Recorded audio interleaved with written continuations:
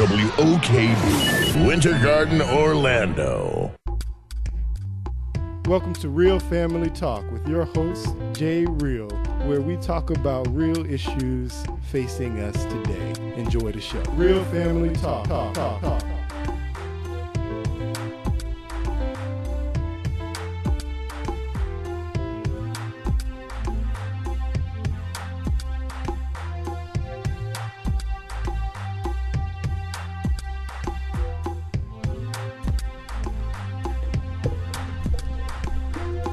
Hello.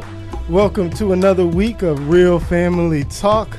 This is your host, Jay Real. I hope everybody's having a great Tuesday. I know I am. I'm looking forward to tonight's show. I'm excited, y'all. I've been excited since last Wednesday about tonight's show. But we will get to that in a moment. We got a few guests in the house tonight. So real quick, we're going to introduce our guests, and then we have Brother Mike Scott is going to talk real quick about his campaign for Orange County School Board, and then we'll move from there. But let's introduce everybody in the building tonight. We got behind the boards over there, we got Jeremy. How you doing tonight, Jeremy? I'm good. How's everybody doing? Oh, we're doing pretty good here, sir. We also got Miss McCrae is in the building tonight. How you doing, Miss McCrae? I'm doing well. What's going on, everybody? All right. And you want to go ahead and introduce yourself? Yes. My name is Whitney Roll, founder of Oh Boy Charity. All right. Nice to have you here tonight, Whitney. And you got a friend with you, right, Whitney? Yes, this is Sharice Young. She's also on the Oh Boy board, and she has a entertainment event planning business called Life. All right. Awesome. We got Mr. Micah King is in the building tonight. How you doing, Mike? Yes, sir. I'm in the building as always. How y'all doing out there, people? All right, and then as I said, we have Mr. Mike Scott is here to talk real quick about his campaign. Go ahead, Mr. Mike Scott. Good evening, everybody. Good evening. My name is Scott, Mike Scott, and I am running for Orange County School Board District 5.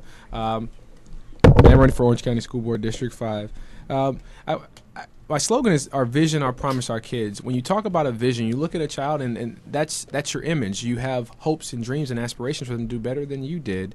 When you talk about the promise, you see that kid graduate. You see that kid win that first soccer game or baseball or basketball game. But as we become adults, we have to remember that at the end of the day, they're still our kids. I've been mentoring for several years in Orange County with different programs, working with kids, teaching GED study strategies and vocational programs to help these kids not only get through high school, but also find jobs, find relationships that will help them become productive citizens in the community. On this Friday, Friday, May 18th, at the Pine Hills Performing Arts Center, I will be having my campaign kickoff from 6 p.m. to 9 p.m. It's at the intersection of Kirkman and West Colonial Drive, and that's at the Pine Hills Performing Arts Center. If you need more information, definitely go to my website, mymikescott.com. But again, my name is Scott, Mike Scott, and I'm running for Orange County School Board, District 5. Thank you. What's the name of that website again, Mike? It is mymikescott.com. All right. We thank you for joining us here real quick, Mike Scott. We will definitely, we'll make sure we mention this again before we close tonight. And we thank you for coming in. So everybody remember, the name is Mike Scott, Orange County School Board, District 5. You said the vote is on August 14th, right? August 14th. August yes, 14th. So remember, Mike Scott, August 14th. And this Friday, Pine Hills Performing Arts Center, 6 p.m., 9 p.m. Mike Scott will be holding, you said it's the kickoff, Ken? Yes, sir. That is the kickoff. That is the kickoff. All right. Well, we appreciate you for coming in, Mike. Thank you. And we will certainly be talking about you, certainly for the next few weeks leading up to this. So I appreciate that. We will do all we can to help you get in office there. All right, sir? Thank you you for joining us, man. I appreciate it. Thank you. All right. I forgot. We Shay is in the building too, y'all. She's just kind of hanging out a little bit. How you doing tonight, Shay? How you doing today? We doing all right, Shay. All right. Well, let's jump right in, and don't worry, ladies from the Old Boy, they came by to talk about their charity event, and we will definitely let them do that tonight as well. But they're going to join the conversation, so they'll be here for a while. But getting into our first topic of the night, as we know, the FAMU incident that occurred. Everybody knows what's happened now. We've had some kind of resolutions here to the situation. In particular, the students, there's about 13 students that have been charged with hazing, a hazing crime, of course. And as well as that, the band, or not, the president of FAM has announced that he is going to basically suspend the band for another year. And so I kind of want to just quickly get some thoughts on this from the audience. I mean, I should say from the panel. Audience, too. Remember, you can join these conversations, 407-894-1680, 407-894-1680. So I'll start here. For me, I'm a little disappointed to see that they have suspended the ban for a year. I certainly think some of the crimes that were involved, I get that. It was a sensationalized case that, took national attention. So certainly some harsh punishments had to be dealt out. And I think charging 13 students with a hazing crime, which more than likely they will end up in jail, I'm sure, on these crimes. I think that, to me, simulates the completion of the event. And I think suspending the ban for an entire year only adds to the suffering that's going to be going on at that school. I think about the Florida Classic that's going to be here in November. A Florida Classic with no Marching 100. I don't know. Is it the Florida Classic anymore? I mean, really? It's going to be. I mean, I don't know. I just think obviously the band director, he resigned. To me, it seems like you get some new leadership in there. You establish some, set hardline rules for the band, and then you move forward now that we've had some kind of completion as far as charges are concerned. That's just my thoughts. Again, 407-894-1680, 407-894-1680. Any other comment? I love my school. I love my school to death. Unfortunately, this has to happen. I think it's appropriate. It could have been worse. There were rumors that they were going to suspend them for up to 4 to 5 years. During this investigation, other mishaps have been found, and I think that it's appropriate for them to iron those out. That's what this suspension is really about. It's really beyond the hazing. That is completed now. They know, somehow they think they know who did it. They think it's going to stop, things like that. But I think this suspension is coming from everything else that they found during this investigation. So it's going to be hard to go to any games, any events without the 100. It's out of control, but I don't know. And this is what it is. And one little known thing is that what they're not promoting is that they've actually suspended the process for all organizations. So all Greek-related organizations, any organization that conducts some type of intake process is suspended tentatively until July 2013, I believe. Yeah, they're trying to clean up everything. So, I mean, I personally think the ban being suspended is the least of our worries. If anything, I'd be more concerned about the kids that are going to be tried and possibly go to jail for something that they didn't even mean to do. I mean, the ban being suspended, to me, is small. It's what's going to happen to these kids if they're put in jail. What happens when they come out? They have to start all over again. But what about the kids that go to the college just for the band? I mean, with it being suspended, that's scholarships that they're going to be losing. That's a lot of kids that go to FAM strictly just for the band, and they would have to suffer for these kids that are going to jail and to that nature also. Should have been hazing and kill someone. Somebody died, and we're worried about kids that go to school for bands. I think over the years it's been a issue, and I think now they're getting a hold of it just because of someone died. Unfortunately, they all suffer, yes, because in the end, over the years, all of them have participated in some way, shape, or form in the hazing. So is it future punishment for those that are incoming? Yes, it is. Is it bad? No, it's not, because when do they learn? When do they stop? If you don't stop it now, the incoming class will also go through this another year, another generation. You have to stop it now, and to do that, you have to suspend the ban for another year or two. And I think it sets a precedent. I was looking on Facebook, and one gentleman indicated that he was a member of a particular Greek organization and said that, he was hazed by his father and then hazed by his fraternity. So then a older fraternity brother chimed in and said that, hey, for the young brother, hazing was stopped by the fraternity in the 60s or whatever year he had indicated. And it sets the tone. You have documents, you have rules in place that say this doesn't happen, but we all know the reality. It does happen. Right. And I think that not only will FAM be looking at this, but other schools are looking at like, hey, this is getting serious. I don't want to end up on the news. Let's go low profile. Let's not do this anymore. I agree with that because I think that with FAM Band being at the head for the longest time, like you say, I'm piggybacking on what you say, a lot of schools will look at that because a lot of schools already learned from FAM Band trying to be like FAM Band, and once you suspend that ban, they probably will learn from that also and be like, well, we're not gonna do like they did. We'll actually learn from them and continue to stop the hazing versus just turning the other cheek. That's the hope. That's but the hope. I really don't think. I'm a bit more cynical. I think so. I'm a little bit more cynical too. I mean, because seriously, a lot of things that FAM does, bands did not do in the past, and now that, I mean, it's somebody. If you're going to suspend the entire band. Yeah. Okay, we're going to cut down on that because we're not trying to have that happen to our band. It might stop temporarily. I do agree with that. Maybe for a year, 2, maybe 3 years. But slowly but surely it'll start with pouring water on you and then start with dragging out of bed and then eventually it's going to get back to the same place. Black people crazy. Well, then how do we stop it? I mean, we say that it may do a temporary measure. It sets precedent, but how do we stop it? I think I don't. When it comes to hazing, I don't think that is something that you legislate and stop. It's something that individuals involved in organizations make a decision that they don't want to be a part of that. But because of, I would say, culture, because of culture, I don't see that happening. Certainly, it is going to definitely stop at FAM for sure for quite some time, I'm sure, at least for the next year. And in other schools, what other schools that aren't in the spotlight, it will certainly, probably go more underground. You thought it was underground before. Right. Now it's really going to be underground. And so, but it doesn't stop. Legislation doesn't stop behavior. Behavior changes because individuals want to change. And certainly the consequences involved here, certainly makes you want to think twice.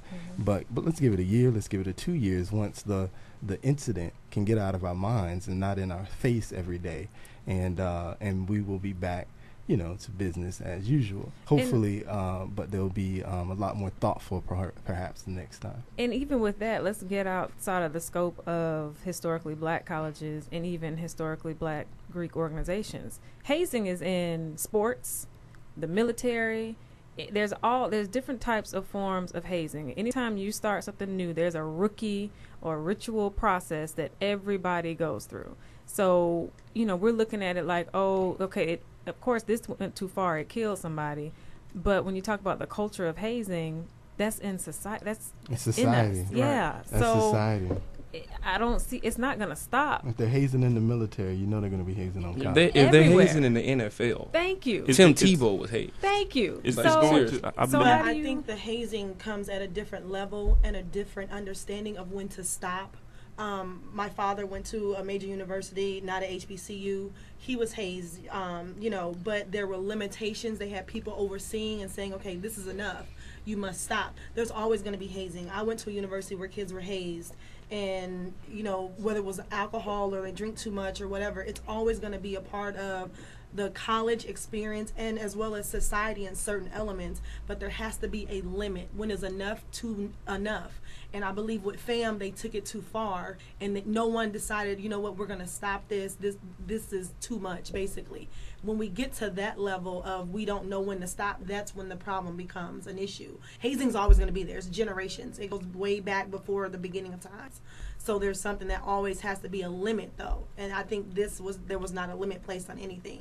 Yeah, that's what I was going to say. We actually it's had a generational thing. Locally, I think in 2000. Can it be here? Oh.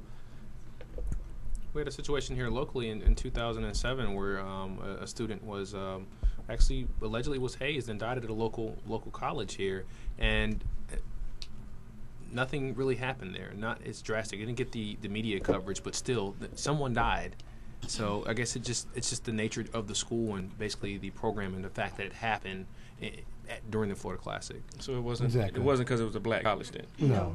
It was because of No. the event and the national attention that event brought. Not at all. Yeah. Exactly. There are universities out there that are not black colleges where hazing has been an issue in someone's death, and they've made national news and national media coverage.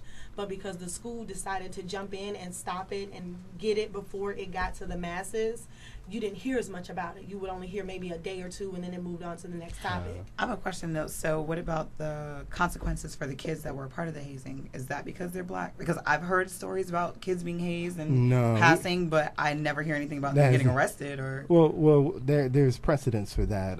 We actually talked about this a while back, but there was a law. I don't remember the young man who the law was named after, but he went to the University of Miami. Chad Meredith. Thank you, Chad Meredith. And so it was his death at the U of M that caused and created the law that they're using to prosecute these students. So, I mean, the law has been on the books, but, there hasn't been that big case that was in the national headlines to use it for, but it has been used in the past. And so that, but again, to me, I don't really have a problem. I mean, a young man died, so, somebody's got to face some consequences for that.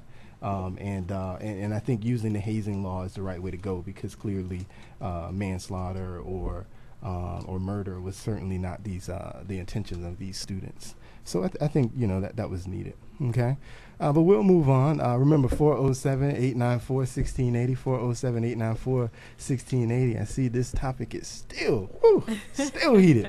People still upset about this thing. So. Tonight's topic. I wanted to delve into the president's decision to endorse gay marriage is what we wanted to talk about tonight. And so I just kind of wanted to, get the feeling of the people out there in radio land, if you will, 407-894-1680. The big questions, of course, is how if you are a Christian, right? How should you feel about the president endorsing gay marriage and in your support of a president who supports gay marriage? Questions out there about, does this affect the election? And then I have a question, but I'm going to delve into those two topics real quick first. Wow. Everybody wants to say something tonight. All right. We'll let our guests go first. Go ahead. I'll say this. Me listening to what the president stated, it's a personal belief of his. We all have our personal opinions to believe and do as we choose to do. I don't think he's trying to enforce his personal beliefs. He made a statement where he said, I personally believe. I don't think he's trying to change any laws or, endorse or get Congress or, anybody else involved in changing any type of laws. But it's his own personal belief. He also went as far as stating his, children and the families that they are connected to or that are close to them. There are a lot of families and children that are in their circle where they have same-sex parents. And what are you to do as president when you have that? Anyone, if you have someone in your circle that is dear to you or even a friend to you that may be same-sex marriage, is that something where you say, well, no, I don't believe in it, so therefore you can't be or hang around or, be in my presence? It's all about, at the end of the day, accepting them for who they are. I may not agree with you, I may not like it, but at the end, I have to accept you and decide to love you. Okay. Amen. All right, Mr. Craig, you going to say something? Let's see. You started off as Christians, those for Barack Obama, and if you're for same-sex marriage. I am a Christian. I am still for Barack Obama, and I am for same-sex marriage, and let me tell you why. Because I believe it's a civil rights issue. And I know our people, I've seen a lot of tweets and reports and different pastors telling their congregations not to follow him anymore, not to vote because it's a religious thing. And I get that. I am Christian. I believe in my God wholeheartedly. But I also believe, as a person for civil rights and human beings, we have to allow for people to be how they need to be. And to quote Dr. Martin Luther King, injustice anywhere is a threat to justice everywhere. And he was the man about civil rights. You can't fight for one group of people and not for all. And then we're going to pull up, we have Al Sharpton, Julian Bond, Reverend, what's his name? Jesse Jackson. Also, they're all behind him, which was surprising to me, especially That's not surprising. Mr. Sharpton. I didn't, Mr. Al Sharpton, man. You know. Who we gonna vote for? But Romney. and that's the thing. And some of the comments that I'm seeing now, people are like, "Oh, I'm going to back off Obama and not vote at all. I'm going to vote for Romney because of this one issue." Like you said before, it's his personal opinion. He wasn't saying tomorrow when I get reelected, I'm going to make it so that everybody can go and marry each other. It's like, come on, people. We gotta think outside the box, focus in, and I really don't think this is going to hurt them. Especially when the divorce rate is 65% right now. Thank you. I mean, like, what more can we do to hurt divorce? Who's abusing marriage more? Yeah. Like, 407-894-1680 is the number. 407-894-1680 is the number. I see one of our other guests, I believe, has a comment over there. Yes, I do have a comment. Let's think about where this entire issue originated from. The president had no intentions of coming out on last week and speaking on him being for gay marriage. He was placed in a very complicated position by his VP, Biden, who initially came out and did that without consent of our president, without prior conversation, and at that point almost forced our president into a situation where he had to come out and make that clear to the world. People fail to realize that our president is a president of the United States of America, this nation, not a president of one singular person's views. So that means that he has to be reflective of all his voters and not individual voters. So that's something to think about. Yeah. All right. Well, let me say this. Come on, J. Real. Because I haven't said anything. Come on. Come on. Well, first of all, we talked about, again, gay marriage on this show before as well. And I honestly, I don't have a problem with gay marriage. If they want, or if gay people would like to get married, I think they should have the right, because it is a civil rights issue. But now when it comes to the election, I made a comment on Facebook. I said that for black people, this particular topic is not a deal breaker, okay? Because at the end of the day, they're not voting for Mitt Romney, and they want their black president, okay? So for the majority that will vote, this is not going to affect them. And I'll finish this comment in a second. I see we got someone on the phone. How you doing, caller? All right. God bless you. How y'all doing tonight? Oh, we're doing all right. And your name, sir? My name is Theo. All right, Theo. All right, go ahead and talk with us, Theo. I love all y'all. First of all, let y'all know I love y'all. Yes, but on this gay issue, I love the gay people. I have nothing against them. They're human beings. But, marriages and the sexual preference of it, it's not good, because God speak about that in Romans 1, chapter 1, 23 to 20. It tell you everything that goes on with this thing here about, about the gay married and sexuality. I don't hate the gays. I love them. They're human beings. And I know some of them probably been molested, raped, or curiosity about something. But this is not good. If you look at it, it's common sense, really. A man, C, and boo-boo. What? If you put that together, it's I don't really know how to say it. I understand. I hear you, though. I understand. I get exactly what you're trying to say. Feces, dung, or whatever, boo-boo, Okay. doo-doo, and C. If you put that together, that's something. I don't know what that is, but it's not good. All right. Thank you. But the gay people are very beautiful people, and I love them all. Right. And if I can say something positive to help them, I would do that. So you say Romans chapter 1, huh? Yes, Romans chapter 1, and you read, I start from 23rd. Matter of fact, I read everything in Romans. But if you start from the 23rd all the way down, they tell you what it says. All right. Well, we thank you for the call, Theo. We appreciate that, man. God bless y'all. Y'all put y'all seatbelt on. Don't text and drive. Stay alive in the name of Jesus. All right. Hey. All People, I right. love y'all. God bless y'all. But read the word and find out what's going on. All right. Thank Amen. you, Theo. And see Theo is representative of what I call Theo. At the end of the day, if Theo was going to vote, I'm sure Theo would vote for President Obama. I doubt very seriously Theo would vote for Mitt Romney. But what I think is going to be the issue is not that people are going to go out and start voting for Mitt Romney as a declaration because of his declaration of supporting gay marriage. What I believe to be a already kind of lackadaisical support within the black community for the president continuing to be that way. And so that you feel because of this one issue, people will just not vote. Not go out and vote because they don't see eye to eye with the president on this issue. Because, I mean, if you just look around the country, this is a very divisive issue, especially for Christians. There are tons of Christians. I mean, there's been, 32 states where they've had amendments to put up to vote, where they were basically making constitutional amendments to say that marriage is between a man and a woman exclusively. So this is an issue that most states support in terms of they do not support gay marriage. And so I find it very odd. And I know, the loose mouth Vice President Biden, the loose cannon. So he has one too. He's just as bad as Sarah Palin in my opinion. Yes, he probably forced the issue, but again, I think this is something that he's always felt. But from a political standpoint, he knew that it wasn't a good look, and so he never truly expressed his feelings. And so yes, now he was forced in a corner, and he expressed his feelings. And I think it's sad that this is an issue that he could lose on, because I would rather him lose on the economy or jobs or something to that nature.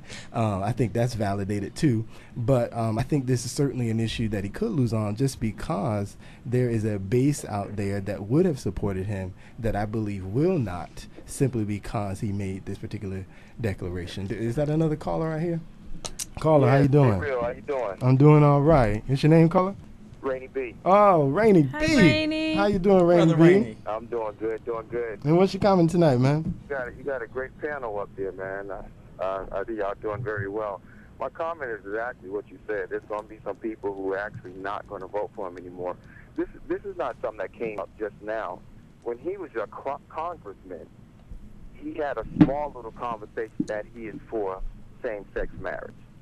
So as a congressman, he knew this. He just hit it, and Biden just brought back up in a mistake. But as for your question with Christians, if you are Christ-like, if you ever go downtown to the state to get your license to get married, on their wall it says holy matrimony. Your marriage certificate says holy matrimony. And what is holy? Things that are right with God, a right way with God. A man and a woman is not right way with God. That's not God's rules, God's law. That's not holiness whatsoever. So that is not of God.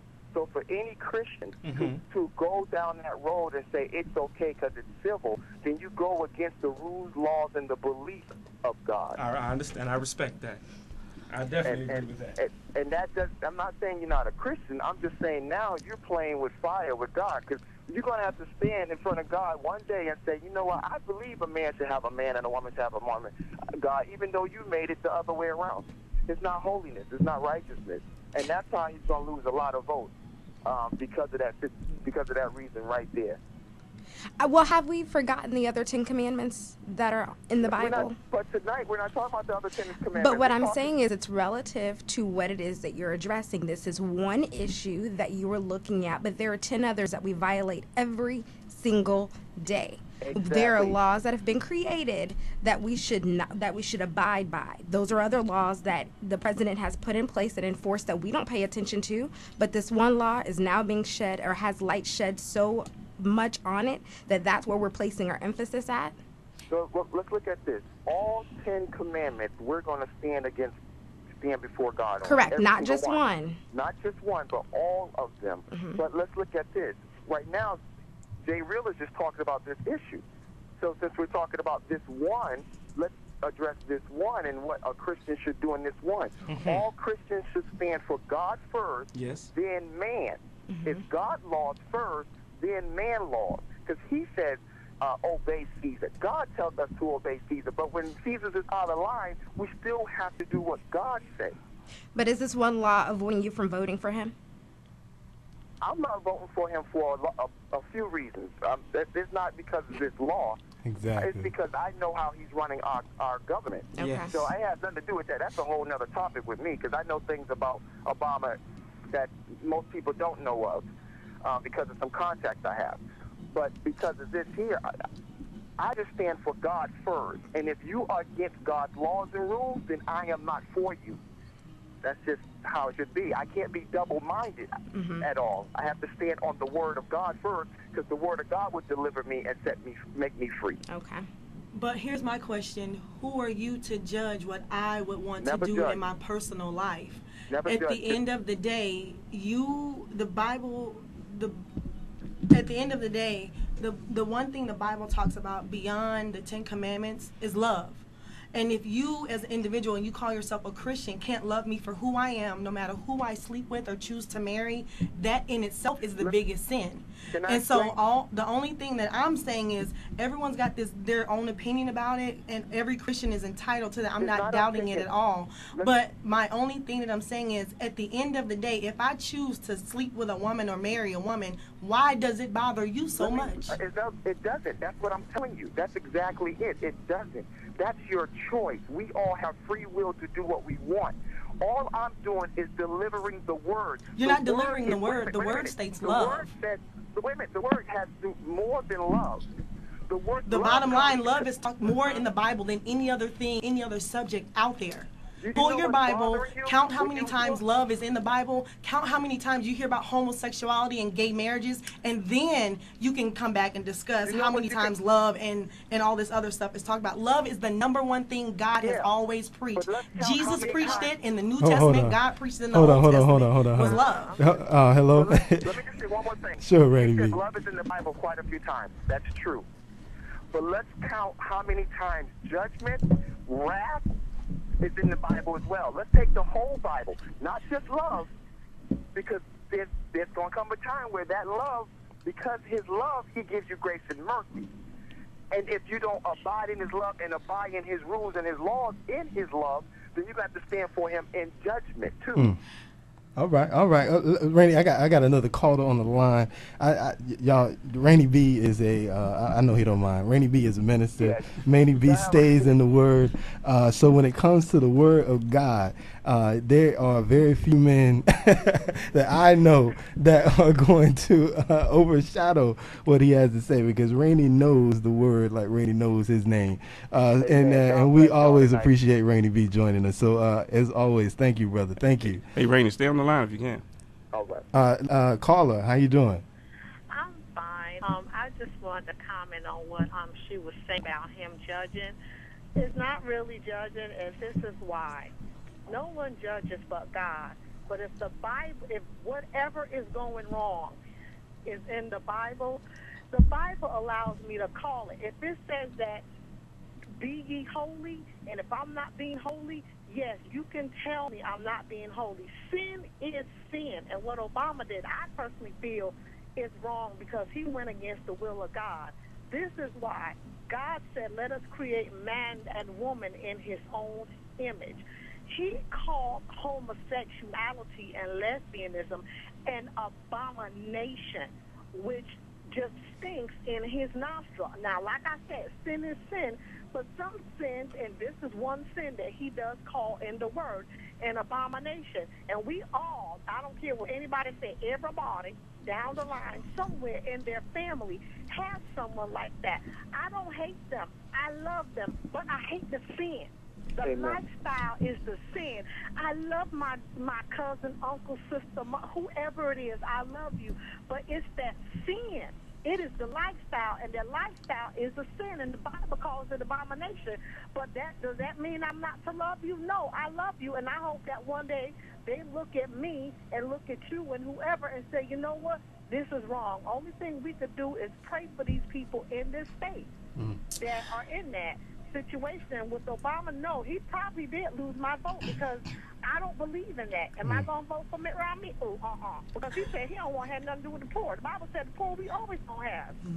You know, so we up against a rock and a hard ball in this time right now. And it's a praying time for the church to figure out what are we going to do. So the Bible said to pray for the government. And now the time to pray for the government. And we thank you. We thank you for those comments. And so piggybacking on what I was saying, this is what I'm talking about. We can just see just in the couple of conversations that we've had here, and I'm sure there's some listeners out there who haven't called in but are just turning around in their beds at the house or throwing up their hands as they drive down the street. Kind of feel the same way. And so, when it comes to the election, I think it will have an effect on the election. But again, amongst those black people who are going to vote no matter what, those black people are more than likely going to vote for the president. And so those are not the people that I believe are going to walk away from him. It's those people like the young lady that was just talking, who for them, this is the type of issue that does cause a rift. And not so much that she's going to run out and vote for Mitt Romney, but now she's like, you know what, I don't even necessarily know that I need to vote, period, when my two choices are, these two evils, if you will. And so that's what I think. But even beyond that, I think we're missing those white evangelicals that are out there that would have supported him previously, but simply on this issue, they will not. I remember back when Bush won for the second term. Everybody pretty much thought he was going to win, and then they threw up the abortion and the fact that Kerry supported abortions, and of course Bush did not. And I know black people that would not have supported him, but simply on the issue of abortion, they voted for Bush, and not vote for Kerry. So it is real, and honestly, I just look at the president and go, really? You felt like this was the time that you wanted to stake your whole election on gay marriage. I mean, really? Well, look at a positive effect to that, though. He went ahead and made that announcement and made $1 million in 90 minutes. The highest record that any president has ever fundraised in the shortest period of time. That's a positive sign for a presidential candidate. That just shows that people, never mind. That shows that he has a very supportive base out there, a financially stable and supportive base out there. There's a lot of rich gay people in the world. You may be right, but look at where we come from, churches hundreds of years ago to now. Now you're walking in churches and you have gay couples and gay families, and they're welcomed in the church. So although let's be truthful about that. They're gay churches. While they are welcomed in any church, but let's talk about, and again, I'm talking about black people for the most part. Because they're the ones that's going to really be up in arm about this, because I think black people more than any other people out there are willing to stake everything on this particular issue. And so while in the black church, yes, they're not going to turn you away, but don't get it twisted. They're still staying in the back of their minds that this is a sin and they love you, but they're hoping and praying for you that you will at some point let this sin go and give yourself to God. That's what they're saying. So they're not turning you away, but at the same time, they're not accepting who you are as being right as a part of God. Now, there are churches out there that do that, and I understand that. But again, I'm talking mostly right now about black people. And black people would look at that as those churches sinning. I remember, and I'm going to let you speak real quick, Bishop Carlton Pearson. I remember when I was growing up, my mom loved Bishop Carlton Pearson. And then a few years ago, Bishop Carlton Pearson came out. He said that God, he felt like God gave him a message that being gay was okay, and you should love them and invite them in the church and let them stay homosexuals with no problem. And the moment he did that, I believe he lost at least 70 to 80% of his church. He was basically starting over fresh. And to this day, I don't believe, I mean, of course, he's still Carlton Pearson, but I don't believe he has the congregation that he once had. So this is a divisive issue within that Christian community, whether you're black, white, or whatever. And that's not going to change. And nobody's saying we don't love you, but they are saying you are sinning, and we are praying for you that God will hopefully deliver you one day. But go ahead. I'll say this about, I'm going to explain the Bishop Carlson Pearson thing, because I actually attended his church when I was in college in Oklahoma. Awesome. His church, his word that he came out and spoke wasn't pertaining gays or anything like that. It was actually pertaining, it was called the inclusive. Everyone is included, basically. That's where it became an issue, where he talked about everyone included, no matter who you are, what you've done. Everyone's going to heaven, basically, no matter your beliefs, anything. That's where he kind of got lost in the mix, because a lot of people believe everyone's not going to heaven. His whole thing was everyone is going to heaven, and no matter what or who you are or what you're doing, you're gonna go to heaven. And that's where his whole dilemma came into it.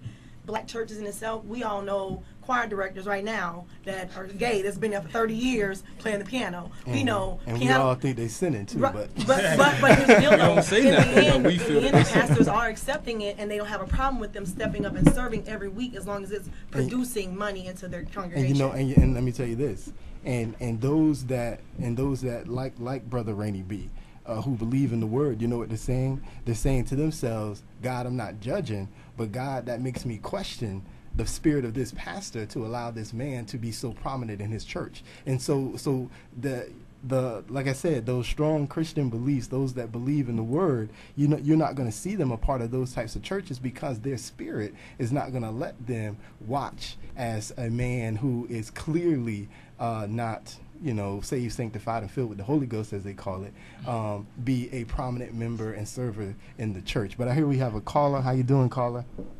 Hi, how you guys doing? I'm doing Hello. all right. How you Your doing name today? tonight? James. James. All right, James, go ahead.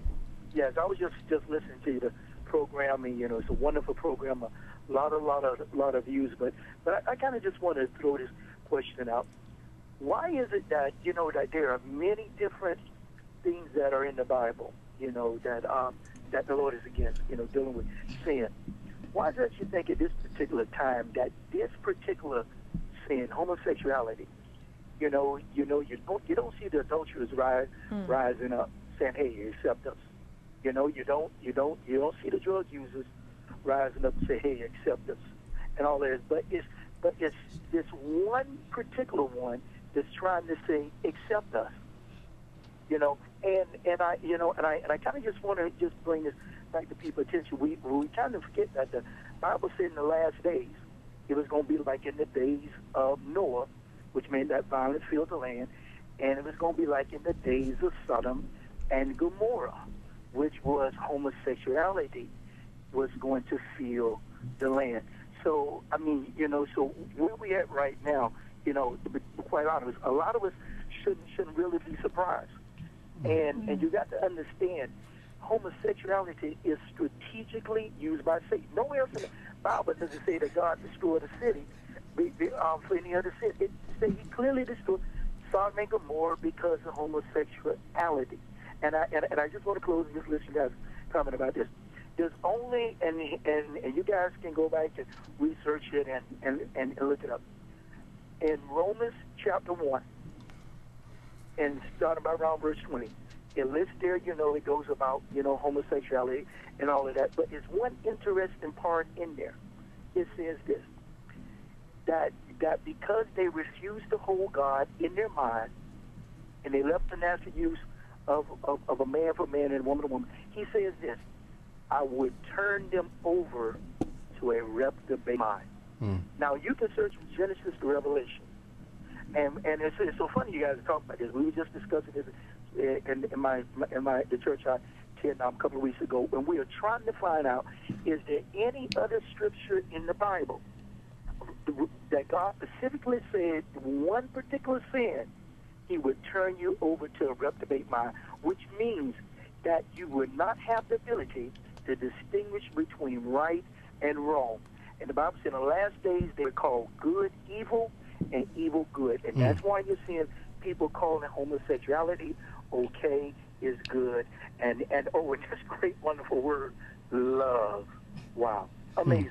Thank you, Thank you, James. I thank you so much for I clearing appreciate that up, that. Brother James. And I have a comment for you too, James, or I should say an answer as to why this particular issue is, kind of takes preference. And it goes back to money. they are great lobbyists because they have money. It's the one thing that I think Black America has missed when it comes to the political realm, is we don't understand the game of politics when it comes to lobbying and having funds behind whatever efforts that you support. And the gay community, whether you like them or not, they are powerful lobbyists. And that's why we have this issue. That's why this issue takes a preference. Which leads me before, because I got one more thing that I really got to get out here. So we can see from tonight, remember 407-894-1680, 407-894-1680, we can see how divisive this issue is.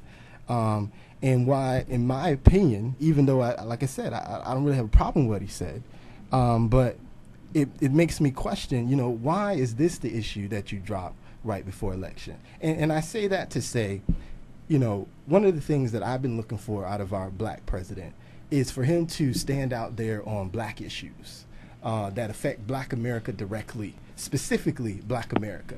And in my opinion, he has yet to do that. Simply because, as it's been explained to me, you don't want to come off as the president of Black America and then lose the rest of the country. But yet, you can't do that. But you can step up and then jump on gay marriage when we know how controversial that issue is. And then you do it right before an election when you have 4 years to talk about an issue that affects Black America. And that's the real question. That's another question I'd like just to hear from the panel and people out there. How you doing? Great. Yes, go ahead. And I gotta go. This is Rainy B one more time. He didn't come out with it. He was exposed. This is the year of exposure. If you notice, even pastors are being exposed. Political people are being exposed.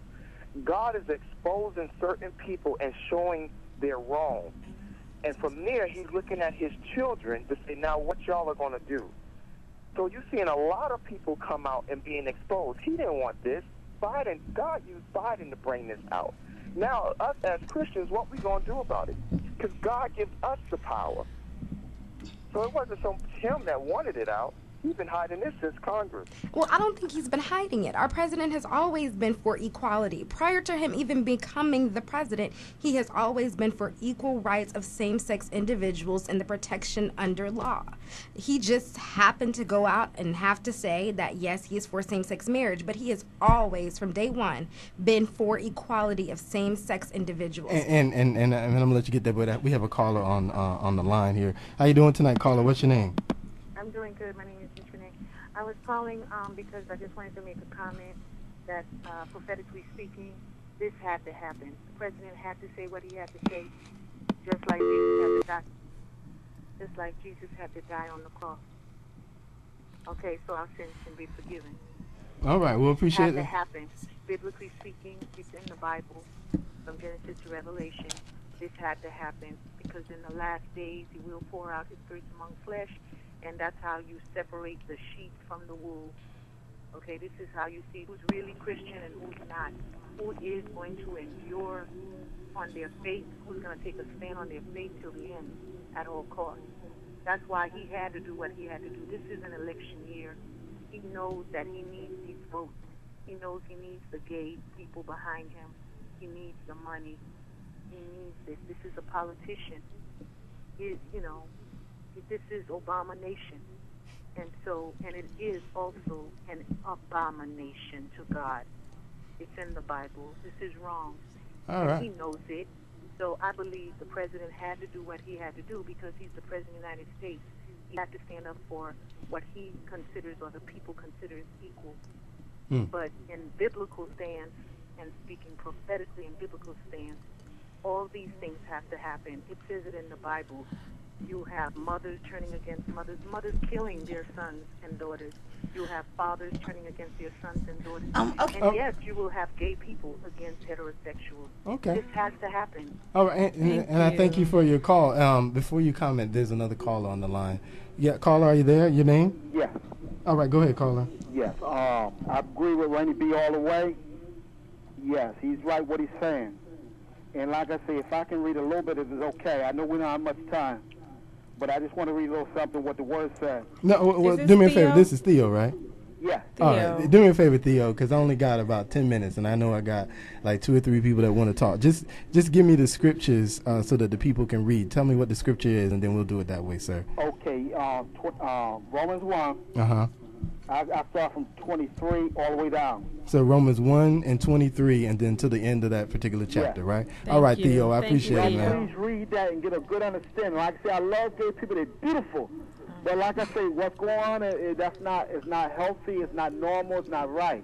And I don't got nothing against them, but like I say, the sexuality is wrong.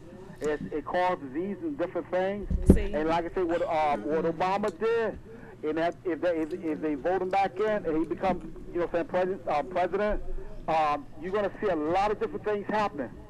All right. I appreciate it. I'm with Theo. I think he's going to definitely mess up his chances with this idea. Now, did you say there was another one? Oh, okay. Now, you wanted to comment. Go ahead.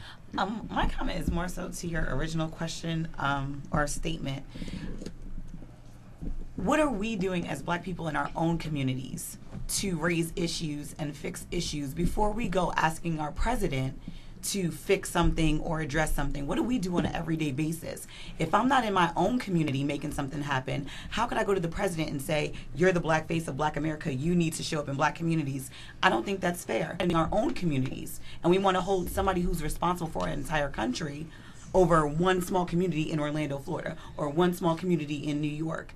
We need to first start raising our own issues here, raising our own kids properly, so that they're not getting arrested at a young age and keeping them off of the streets. And once we start doing that, then we can go out and start asking our president, hey, look, this is what we're already doing. We need you to come back it up, not come fix a problem that we haven't fixed already ourselves.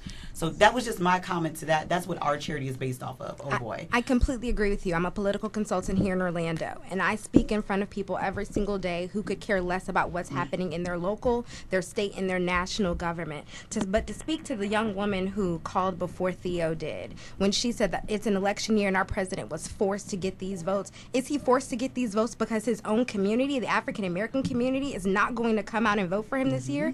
Is he fearful that we will be lackluster voters in this election year? It's not only about him, it's about the support of the other people that we need to place in office to help him pass some of these bills for the Black agenda, because he's helping with the LGBT community, because there are people in place to help support those agendas. So is that why he's fearful? Because we as Blacks won't go out and vote? And to go along with that, I think another issue is that we're not even educated ourselves in the political parties and what they stand for. We look at one major issue. Oh, he supports the gays. I'm not going to vote for him. But you know what? He also supports you making minimum wage. Correct. He also supports your broken family that needs medical benefits. And you totally turn eyesight to that because you're too concerned with him supporting the gay and lesbian community.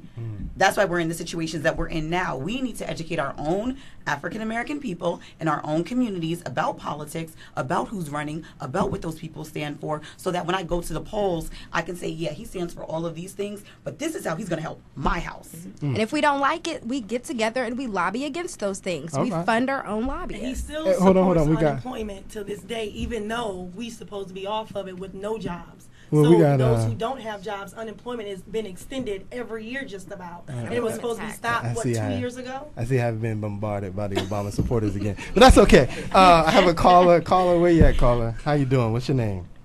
Okay, how you doing? I'm Michelle, and I do get involved in our community, but I am a person, I am a Black female over 40 that lost a job twice because of racism.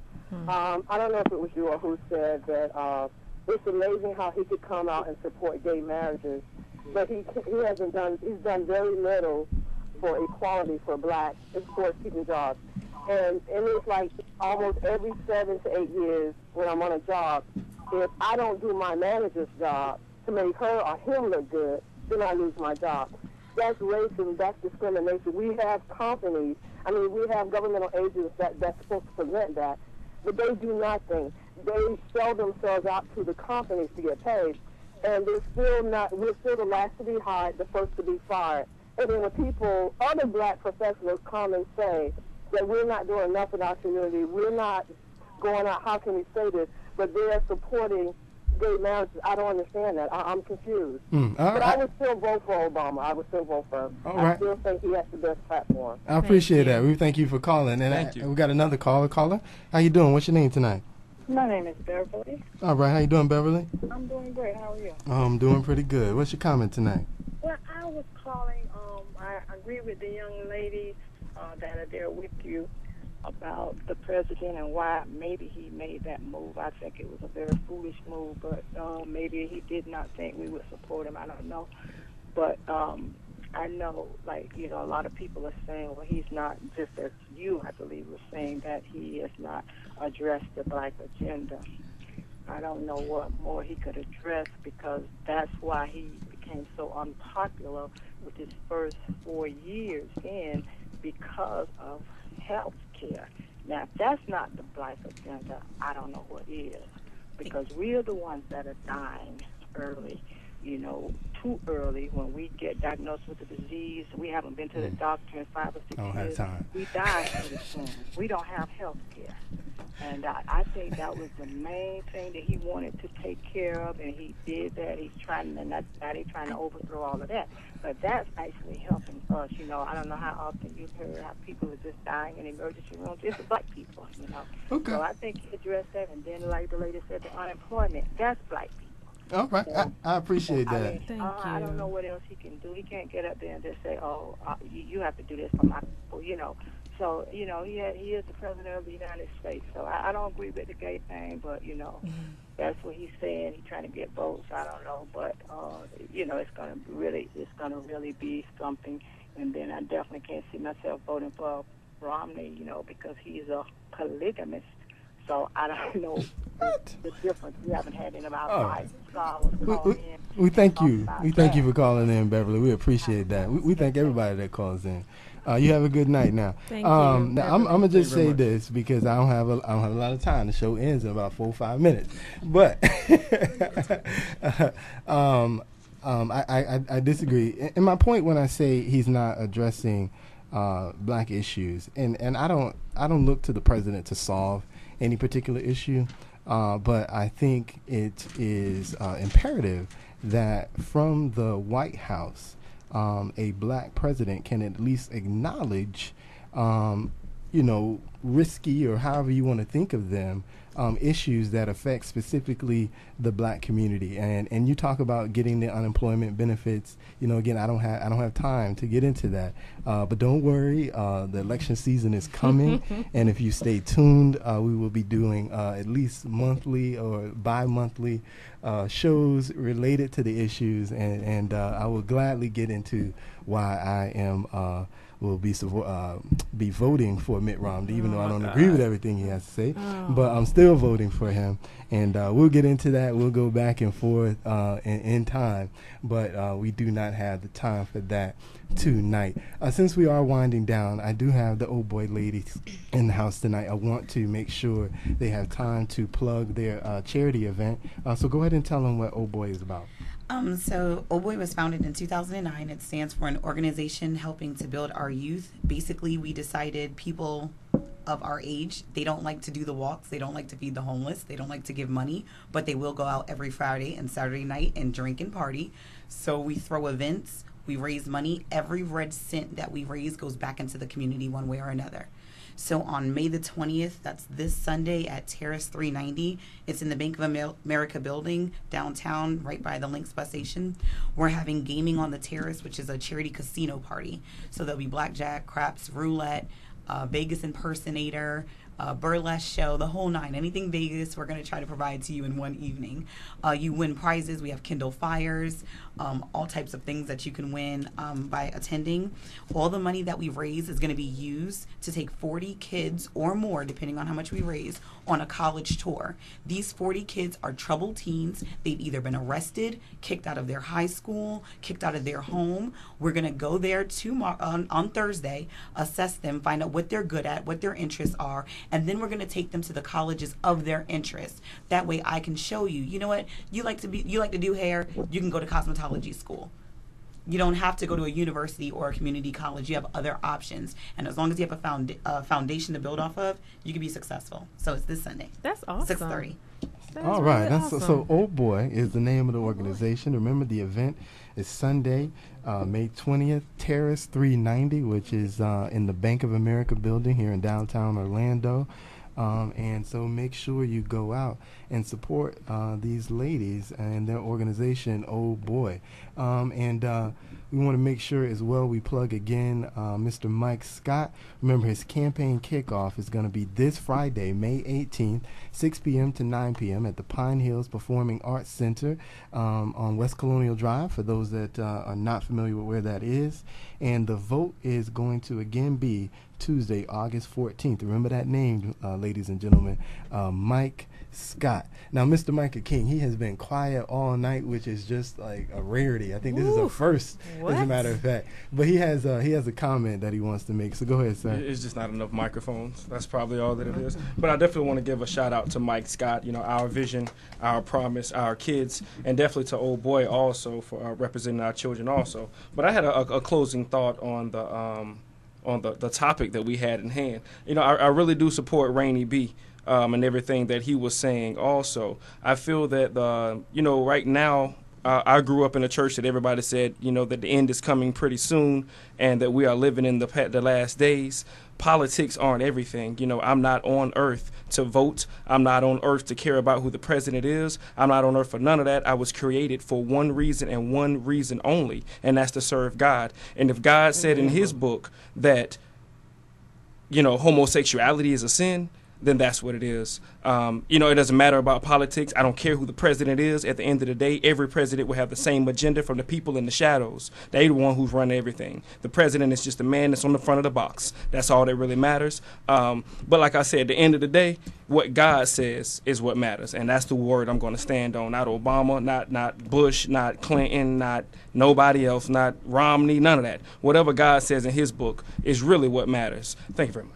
All right. And so closing out here, first of all, I just want to thank everybody who stopped out. Mike Scott, my ladies from Old Boy here, and the normal panel that's here. Thanks to Rainy B for calling in. It's been a long time, brother. And so just a kind of closing thought.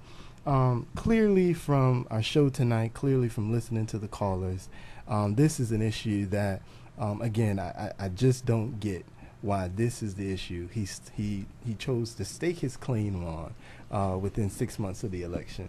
I think it was a mistake. I think it's going to lead to his defeat, and I'm saddened by that because I did want to see him defeated, but I wanted to see him defeated on the real issues, on the economy, on jobs, on healthcare, and so forth.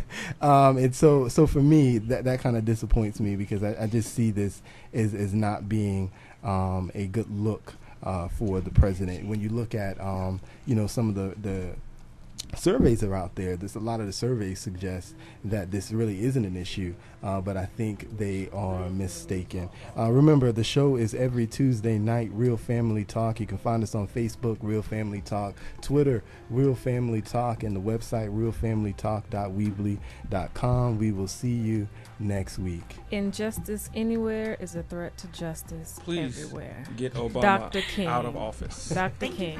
Get Obama out of office. Dr. King. Really?